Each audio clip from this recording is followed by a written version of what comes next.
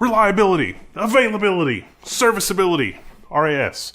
Computer hardware is both more and less reliable than ever. Today's video is about the apparent paradox of that, but also we want to shine a light on the engineering and what's going on in the data center when we're talking specifically about ECC memory and servers, because the servers themselves have actually gotten a lot more reliable overall. But getting there was no easy journey. I bet some of my kinfolk out there, the graybeard system architects, the computer janitors, have some misconceptions like, it's never the CPU, except when it is. Well, that's less true than it used to be, and things have evolved somewhat because things are different than they used to be. And I've got some good data on this, finally. It's taken me a while to get this put together. This video has been over a year in the making. Well, this is the beginning, and the beginning of this has been over a year in the making because I wanted some actual real hardcore data. I've also got some practical advice, let's say. We're gonna look at RAS daemon, which you should be using at this point. I mean, it basically replaces EDAC utils and the MCA logging stuff. I've also been gathering stats from contacts in the industry since last year. So if your investment company sent you a memo about installing RAS daemon and logging the stats and sending that to them, that's probably me. It seems like, investment funds, hedge funds, I don't know what you want to call it, are asking for IT data from the companies that they've invested in so that they can know a little bit more about what they're doing with their technology. And that gives them some insight on who has the best overall platform for reliability metrics. Spoiler, things are looking pretty good for AMD. Like, really good. Shockingly good. But there's more to it than that. Let's take a closer look.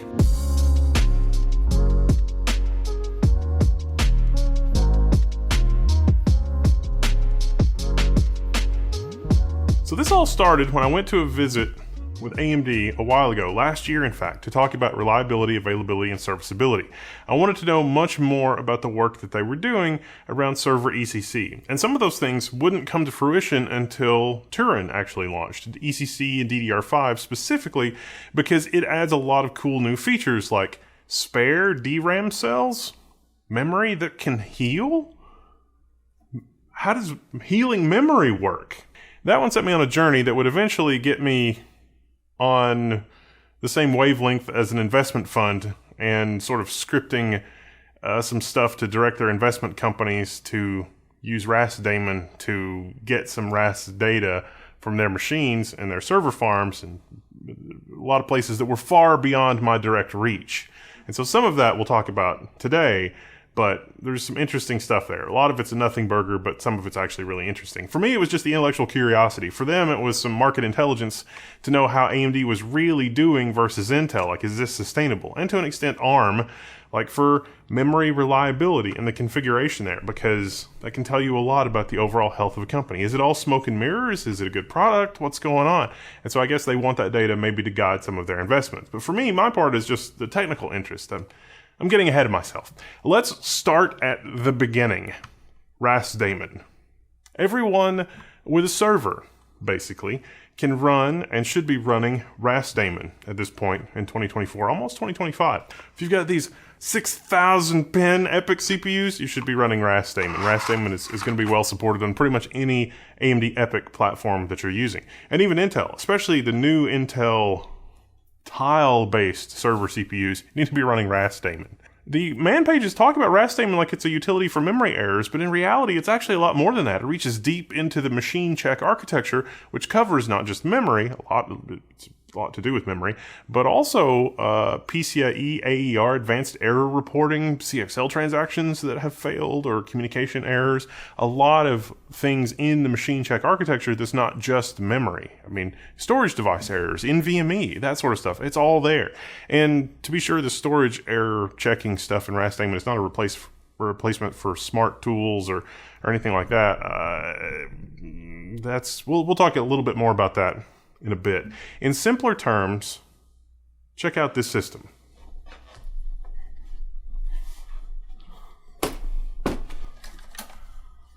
This is 256 cores of Zen 5 with 24 sticks of memory, 1.5 terabytes of memory, tens of trillions of transistors, 400 watts per CPU. This is the dream platform in 2024. Actually, the Dream platform in 2024 would probably be about 6 terabytes of memory and a lot of NVMe storage, but hey, it'll work for this video. Suppose we had an error. The address of the error occurred at 184.800 on core 91. Okay, which DIMM is that? How do we go about figuring that out? I need a server monkey to swap a DIMM, I guess. Is that what we do? This is labeled like socket 0, socket 1, DIMM 0, DIMM 1. Let's look at RAS daemon. Generally, it's pretty easy to set up. The biggest thing is that you need access to debug FS in the Linux kernel, and this is it's got some security implications if you have that. But fortunately, there is a mode that has limited access. Lockdown equal integrity, you have to add that as a kernel parameter depending on what your distro is. And actually, you know what? Let's just do the full guide on that on the Level 1 forum. Check out the link for that. But that's how you set up RAS daemon. But wait, there's more. There's this idea of an FRU, a field replacement unit. The platform gives OEMs the ability to add label text to say, hey, this error occurred in this DIMM or that DIMM or this other DIMM. And that is what I learned when I went on my visit to AMD. It's one thing I say, like, the most important thing in these debugs, people want all these different insights and whatever. Reproduction is the most important thing. Once you reproduce it, you'll find a way to attack and debug it. So we're looking at errors from the kernel, machine check exceptions, but also, okay, real world examples. Machine check exceptions happen, and it's just a memory error, but sometimes you're debugging something and it's like, well, was that just a memory error or is there something more serious going on? Because bugs happen.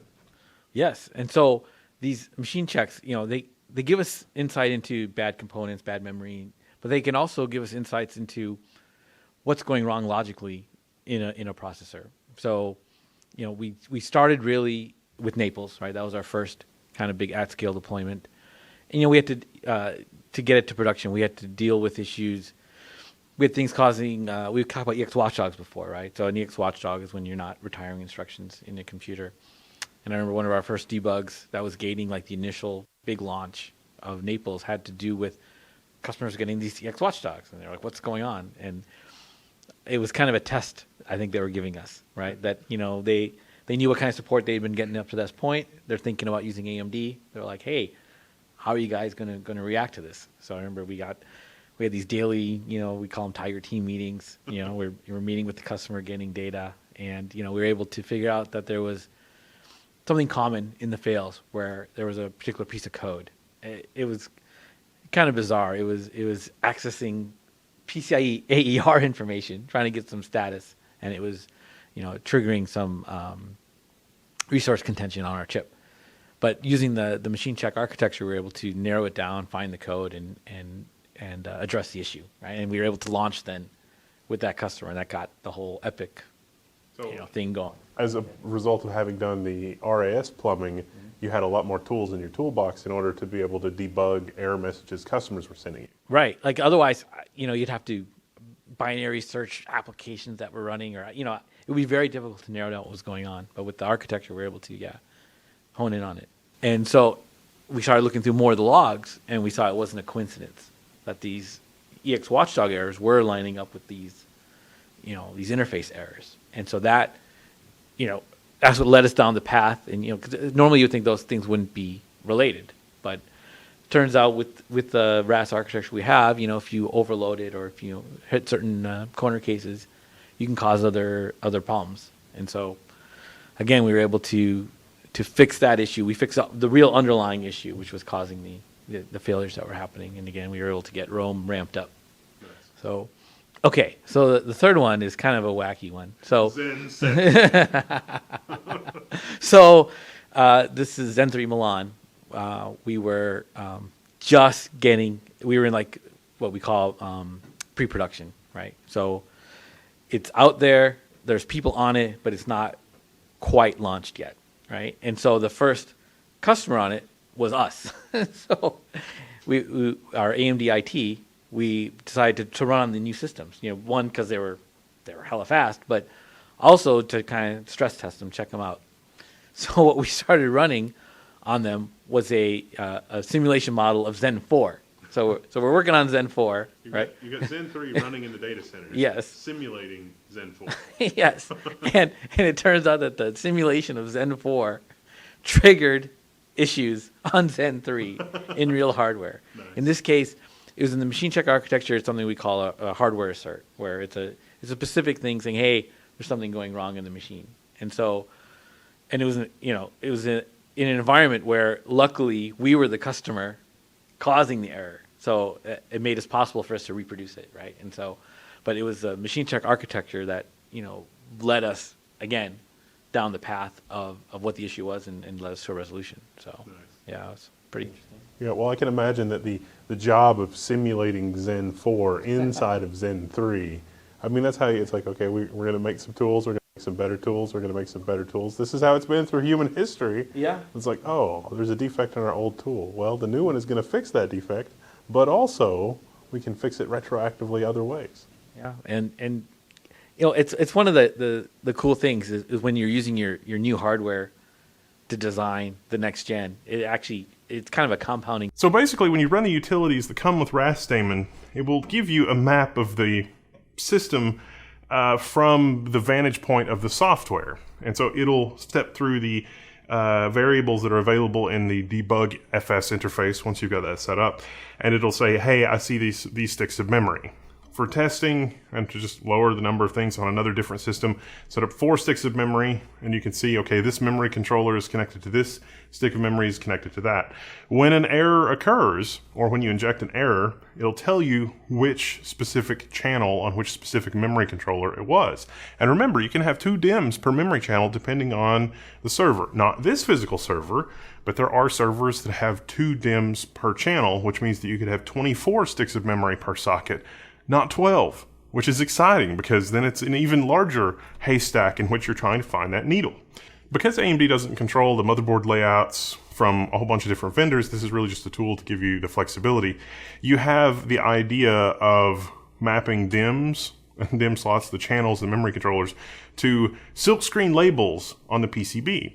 And so that's what some of the text files are. Here's a text file for a Supermicro Cherry Trail. This is 4 DIMMs, 2 memory channels, 2 DIMMs per channel, and you can see that specified here in the text file. It's just 2 lines of text, semicolon separated. If you want to build one of these for your own motherboard because it's not in the RAS daemon database, you can do that. Go ahead. If you've got a fleet of 1,000 servers, you as graybeard system administrator / computer janitor, you would do this if the OEM didn't do it for you. The good news is that for Open Compute and a lot of the platforms like Supermicro and Lenovo, etc., they do actually have mapping files that you can find out there on GitHub if you know where to look. If you knew that this was a thing that you needed to look for, and this absolutely is a thing you need to look for as part of RAS daemon, it's amazing. But also there's this idea of FRU, Field Replacement Unit, and that's programmable, and you can set that up to be whatever you want. At AMD, we made it level 1 text. Cool, so it forwards the message from the platform up to the kernel for you to see, basically. Right. That's pretty cool. Yeah. So there is an error that is coming from memory, right? And we have at the very bottom we have the fruit text. I really missed that. Yeah. So this fruit text is the field replaceable unit, FRU. So this is saying locator P0 MD1. And that's going to match my silk screen. Yes, exactly. So this fruit is actually something that is programmable through BIOS. So like the BIOS defines like what to program here. So in this case, in our platforms, we have P0. That means that the error is coming from processor 0. In case you have 2 sockets, it's going to say P1 or P0. And then the channel is channel D in this case. And then the other number is the DIMM. So in this case, it's DIMM number 1. And that's the plumbing that AMD is providing with as you're slowly taking over or quickly taking over this server universe. It's like, oh, this is a nice quality of life enhancement. Yeah. And so it's like your software engineering teams are bringing this low-level visibility at like the bare metal level up into the kernel where administrators can see it and, more importantly, take action on it. Yeah, exactly. Yep. And actually, for this demo, as I mentioned, we can modify the fruit text, right? So I made a small script that modifies the fruit text of this platform and actually the demo 1. So I'm setting the fruit text to level 1 text. Nice. Nice. So I'm going to change my fruit text. Oops. Sorry, my bad. Right. So in that case, I modify my fruit text. Then I'm going to be injecting the error again. So now in the D message, we should see like 2 errors, right? The previous error and the new error. And this new error is going to come from the fruit text. You put way too much effort into this demo. Yeah. So I'm going to do again the message grep hardware. Hey, yeah, look at the new error. Yes. Look at that. So this is the first error that we already have in the system, the one that we injected. So before the fruit text was locator P0 AMD1. And then when I changed the fruit text, I put level 1 text, right? So now we know that there is a faulty DIM, and then probably the owner is level 1 text. Excellent. As it should be. Yeah. Yep. One has been very excited about this demo. Well, the other thing that's happening here is we're injecting an error and the machine isn't rebooting. There's no, it's not a catastrophic error. The kernel is saying, well, this error occurred and it was non-fatal. We can continue on, which is great. But what happens when it's fatal? Yeah, so in this case, when the system is not able to correct the error, it's a non-correctable fatal error. So the system is needs to notify the different devices inside the CPU that there was an error, like, hey, we should stop. We should not continue doing execution, something's going wrong. So we send something called sync flood to all the system. And then later, if it is set in the BIOS, we send a reset, right? Because something was wrong, we need to send a reset to put the system back online, right? And now I'm gonna do that experiment. So I'm gonna inject an error in the same address, but this time this error is gonna be uncorrectable. And as the system has poison disabled, the system should send a reboot, and then we should get it back in a few minutes or seconds. So keep in mind, if this were a system running a bunch of VMs or containers, as I was saying before, we're injecting a single bit error here, and it just, we rolled a 1, and now the error was in kernel space, or it was in critical error for some device driver or something. It was something that was not recoverable at a machine level, and it's not going to be recoverable from the kernel level. You get a reboot. Yeah. So we are going to be injecting now.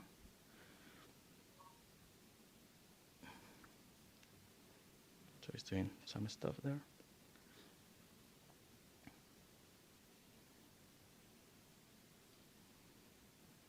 Damn, it's gone. Bye-bye.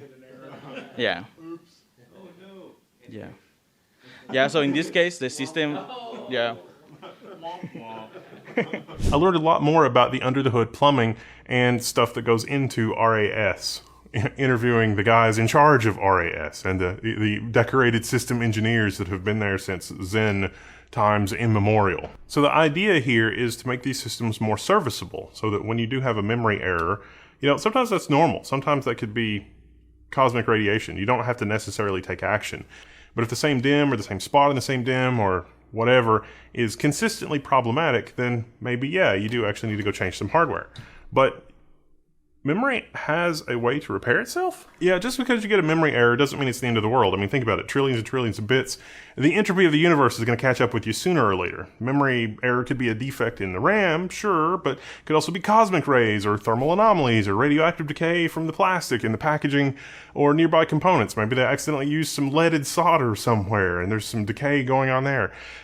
Remember the paradox that I opened with? It's the lowest yet highest level of error.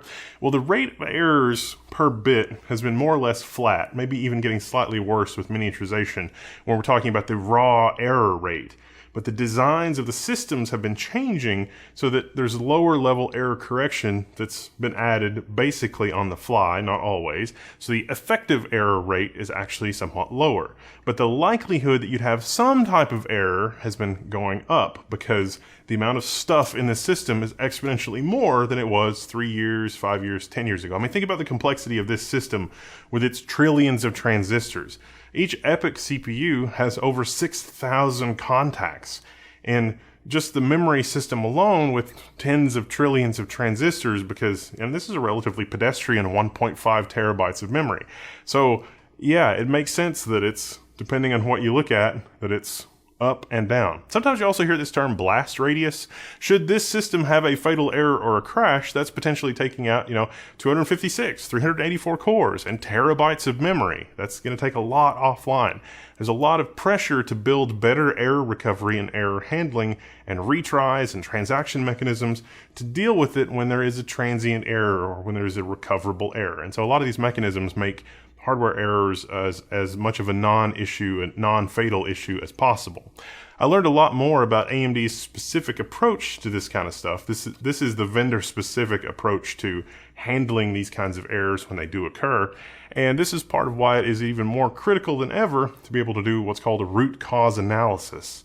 Because after my visit to AMD, and I started reaching out to folks to try to get some real world data, because I thought maybe, hey, it would be interesting to look at the rate of, how often do memory errors occur in the data center, and does one brand of memory make more of a difference?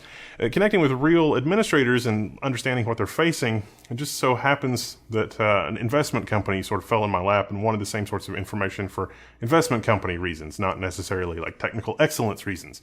And so I found from looking at trouble tickets and some other limited information that they gave me access to that if a system experienced any error requiring a technician, not just a memory error, it was about 5 times more likely than any of its neighbors to require more hands-on time within the next year. So basically, if the server had any problem, any kind of problem at all, power supply, memory, fan, whatever, it's about 5 times more likely to need some other kind of attention at some point in the future. And if you're a graybeard system administrator that has come up since the DDR or the DDR2 days, our learned tribal wisdom is that it's never the CPU. It's almost never the motherboard. It's usually the RAM. And sometimes you end up having to replace multiple sticks of RAM, or it's like you get a replacement stick, but it's not quite the same as the old one, and it leads to other different kinds of transient errors. But I can tell you in the DDR5 generation, the errors may involve the CPU or the motherboard. It's much more likely than it ever has been. And so that's something to worry about. But when it is the memory, we now have something called post-package repair. Literally, once the memory has been packaged, that's the post-package in post-package repair. It's already in the system. You can actually instruct the memory to repair itself in the field, and the DIMM may not need to be replaced.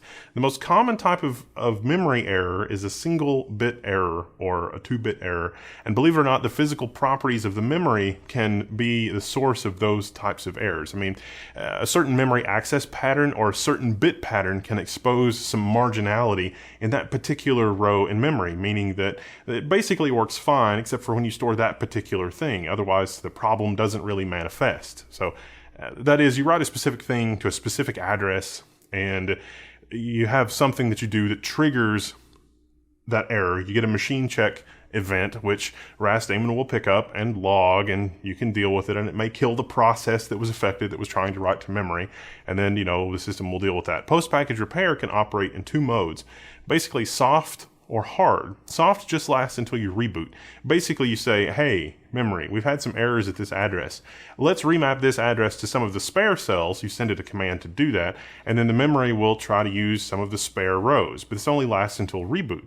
If that actually resolves the issue, then you can make that a permanent post-package repair. You can just basically say, hey, let's just retire that row. Let's use a new row in memory. And so that's great. If that doesn't resolve the issue, you're likely dealing with marginality further up the chain. Could be the socket into which the DIMM is installed, or maybe the thermals is that it's worked its way out of the socket. Maybe it's not actually bad at all. It could be the CPU socket. Could even be the CPU itself. Could even be something more benign, like retraining the memory. Sometimes the data center is 5 degrees hotter, and you really just need to do DDR5 retraining, which can actually happen on a booted system now. But sometimes you also just turn the system off and back on because it will retrain, and then ta-da, DDR5 ECC. As a kind of aside, this is AM5, and this is also EPYC. This is the 16-core Zen 4 EPYC. And a server like this, this is out-of-band management controller. I did a full video on the build for this. I mean, while we're exploring advanced features of ECC DDR5, this is ECC DDR5, it's worth mentioning that the ECC DDR5 memory is not exclusive to servers, but the ECC DDR5 memory in this is different than the registered error correcting memory in DDR5. This is the AM5 socket. This is the same as desktop CPUs.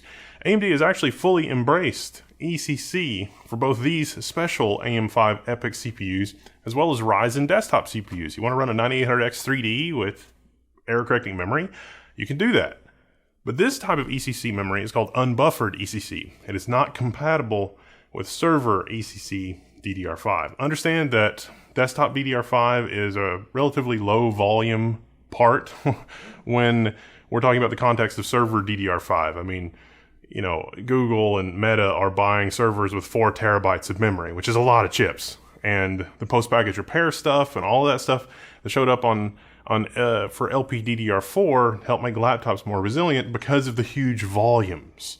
And so this is a thing, and it is ECC. This is a different ECC than the fancy pants ECC we're talking about servers. Understand that desktop DDR5 is a relatively low volume part when in context of server DDR5 and laptop memory.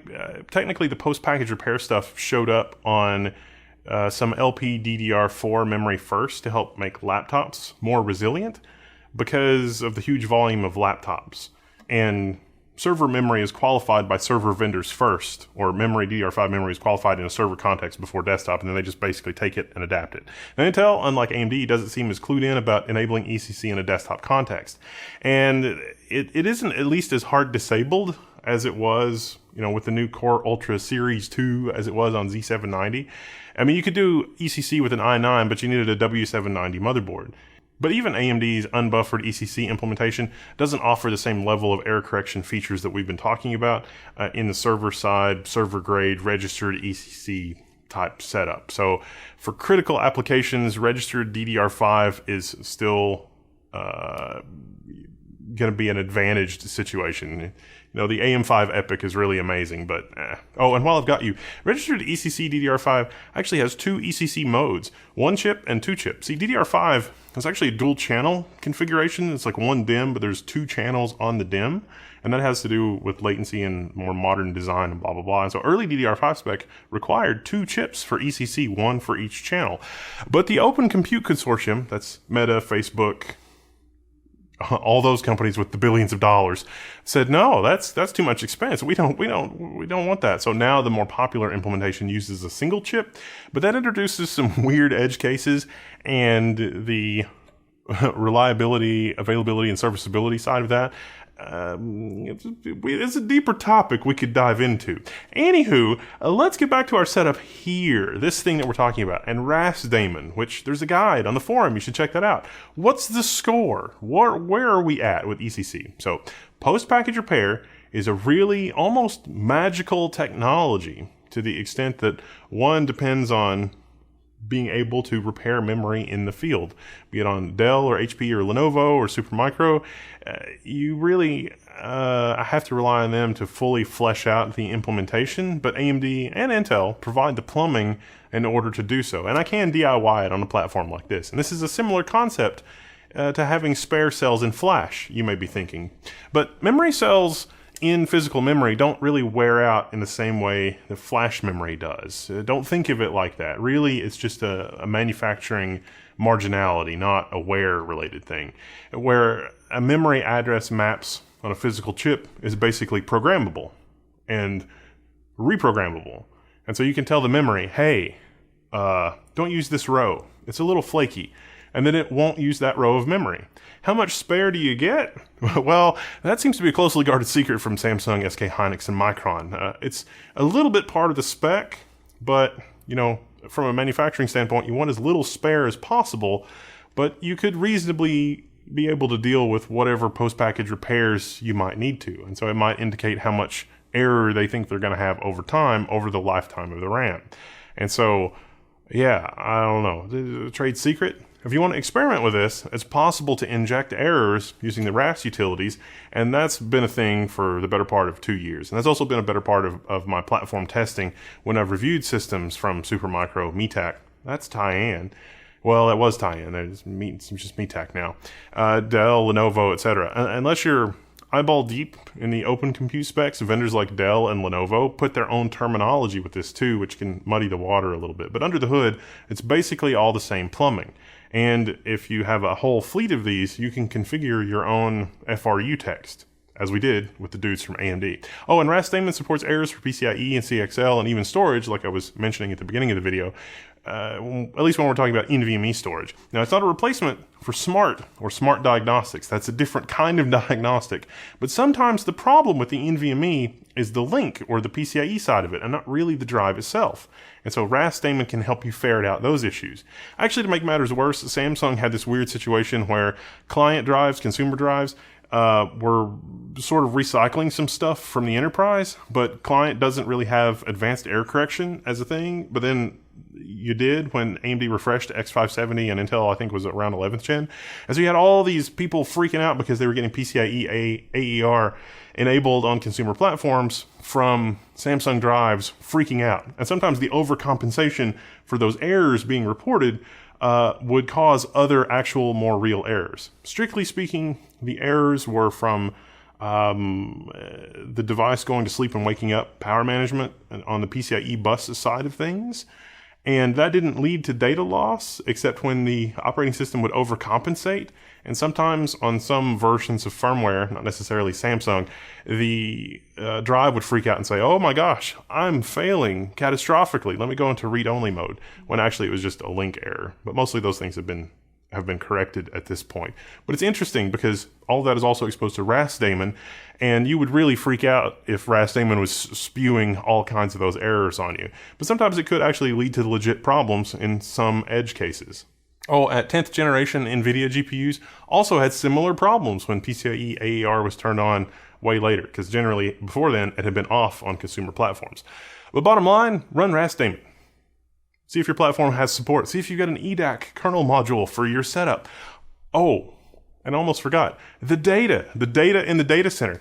I can't share the full report, but I can tell you a few things from the report that's been cleared it's okay to talk about. And that is, in general, for DDR5, AMD is very, very conservative compared to Intel. And as a result of that conservatism, the rate of errors seem to be somewhat lower on AMD's platform than Intel's. At least when we're talking about DDR5.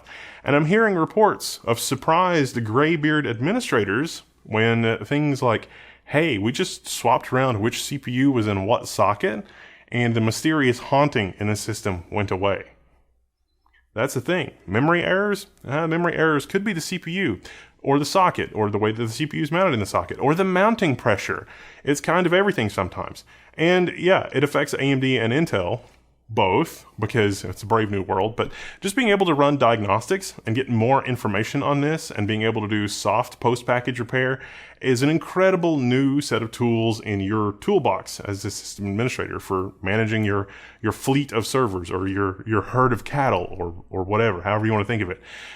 You might be able to fix bad RAM without even opening the machine. And generally, if you don't have to open the machine, that is going to be a far better situation when we look at the lifetime of the machine and how reliable it is. So, you ready to join the RAS daemon fan club? Join on the forum at Level 1 Techs. I'm Wendell. I'm signing out, and I'll see you there. Who knows? Maybe I could use some volunteers to build DIM maps for all these systems that I have floating around. I'm sure that the OEMs would appreciate that. Supermicro is mostly on top of that, but sometimes when you're doing it with the DIY setup, or you just get an enterprise motherboard, or you're building a one-off system to show your admins that, hey, we should probably do this because it's absurdly fast, because the new technology is so much faster. You can build your own DIM maps, and that's a lot of fun. Anyway, I'm signing out, and I'll see you there.